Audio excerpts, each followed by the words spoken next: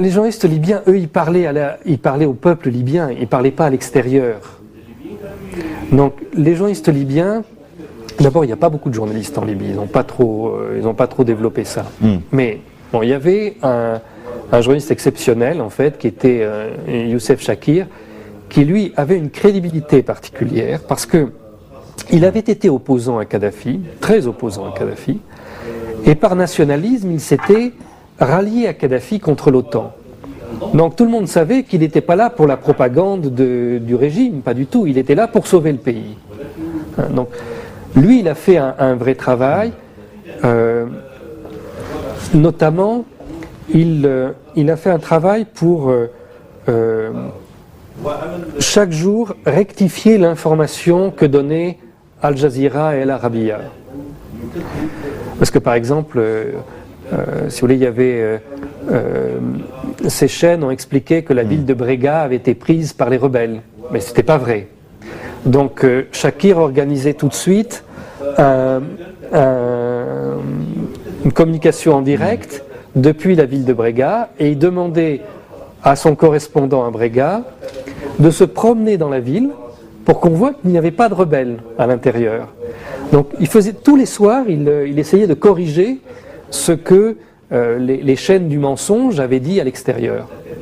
نعم، التقنيات الإعلامية التي كان يستخدمها الإعلاميون في هذه التغطية هل تقدم لنا فكرة عنها؟ Écoutez, il y a des choses très différentes.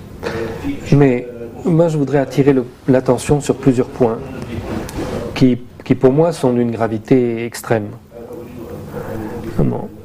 D'abord, vous savez, il peut se faire qu'un individu commette quelque chose qui est déshonorant. Mais là, ce sont des institutions qui ont fait ça.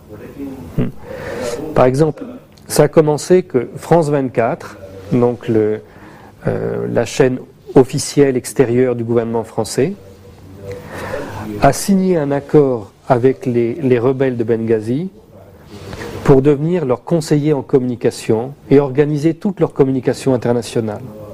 Donc ils disaient en même temps, nous faisons un travail objectif et en même temps, en réalité, ils travaillaient pour un des protagonistes. Ensuite, on a vu dans ces journalistes, au début, ils étaient autorisés à se promener un peu partout. Alors ils prenaient des voitures et puis ils allaient voir le lieu d'un bombardement ou ils allaient visiter une partie de la ville. Et on a constaté que quand ils se promenaient en groupe pour aller comme ça faire le tour de la ville, les endroits où ils passaient, où ils s'arrêtaient pour voir des bâtiments officiels, ces bâtiments officiels étaient bombardés dans les 15 minutes suivantes. C'est-à-dire qu'en fait, c'est eux qui indiquaient l'emplacement exact des cibles à bombarder et si on pouvait le faire à ce moment-là. Il y a eu un cas absolument terrible. Vous savez, l'OTAN a adopté la même technique que les Israéliens d'assassinat de personnalités et de leurs familles. Comme ils ne pouvaient pas tuer certains dirigeants, ils ont choisi de leur faire peur en tuant les femmes et les enfants. Donc il y a eu une fête de famille chez le maréchal Khaldi al-Hamidi et au cours de cette fête de famille, on a invité quelques journalistes. L'un d'entre eux, on ne sait pas lequel, mais l'un d'entre eux a déposé des balises, des sortes de GPS si vous voulez, des balises dans les chambres des enfants. Et le lendemain, pendant la nuit, l'OTAN a bombardé la maison familiale et les bombes sont arrivées directement sur la chambre à coucher de chaque enfant. Ils ont tué tous les enfants comme ça de la famille. Donc dans un cas comme ça, on voit que les journalistes sont en même temps des combattants, puisque c'est eux qui ont créé ça.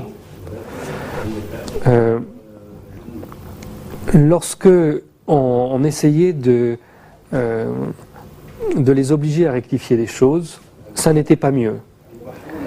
Par exemple, il y a eu un massacre dans un petit village à Mayer. C'est un village sur une colline et l'OTAN voulait détruire tout le village de manière à ce que la route qui passe devant soit libre et que les rebelles puissent y passer. Parce que les rebelles, vous savez, la plupart, c'est pas du tout des combattants en fait. C'est des gens qui viennent pour faire des images avec des drapeaux, c'est tout. Bon. C'est l'OTAN qui étaient les vrais combattants. Donc ils ont bombardé cette colline et ils ont tué tous les villageois qui étaient là. La Libye a dit que c'était un crime de guerre. L'OTAN a répondu que non, pas du tout. Nous avons des informations précises. C'était des militaires qui étaient cachés là. Donc les Libyens ont demandé à tous les journalistes qui étaient dans le centre de presse de venir à cet endroit-là pour voir par eux-mêmes ce qui s'était passé. Quand ils sont arrivés, ils ont bien vu que c'était un carnage, c'était horrible. Il y avait des corps déchiquetés partout, tout ça. Alors, à ce moment-là, ces journalistes, qui avaient des téléphones satellitaires, ont appelé le siège de l'OTAN à Bruxelles en demandant des conseils. Qu'est-ce qu'on doit faire? Qu'est-ce qu'on doit dire? On ne peut pas dire que vous avez fait ce massacre. Alors comment est-ce qu'on va faire? Et ce sont les gens de l'OTAN qui dictaient les articles en leur disant alors vous allez dire que voilà, c'était une cible militaire, mais il y avait quelques civils qui étaient là, et, on ne pouvait pas le savoir, ils ont servi de bouclier humain, etc. Donc tout ça, c'était vraiment une entreprise pour fabriquer du mensonge. Et c'est allé très loin. À la fin, Al Jazeera a fabriqué des studios à Doha, au Qatar, et ils ont reproduit en studio la place verte, la principale place de Tripoli, et Bab el-Zia, qui était la place devant l'ancien palais présidentiel. Et lorsque l'OTAN a attaqué Tripoli, quand il y a eu ce bombardement, je dis quand ils ont attaqué Tripoli, mais en fait, depuis le début de la guerre, tous les jours, il y avait des bombardements. Mais c'était ici, là. Tandis que quand ils ont vraiment attaqué Tripoli, ça a été un déluge de feu. Vous savez, ils bombardaient partout. Pendant 2 jours, le sol tremblait. Ça ne s'arrêtait pas de trembler tellement ça bombardait. Et donc, dès le début de cette attaque de Tripoli, Al Jazeera a diffusé des images où on voit les rebelles qui rentrent sur la place verte. يعني إذا تؤكد أنت أن الأشخاص الذين كانوا يقومون بالتغطية الصحفية مرتبطين بأجندات خارجية، يعني هل حدثنا عن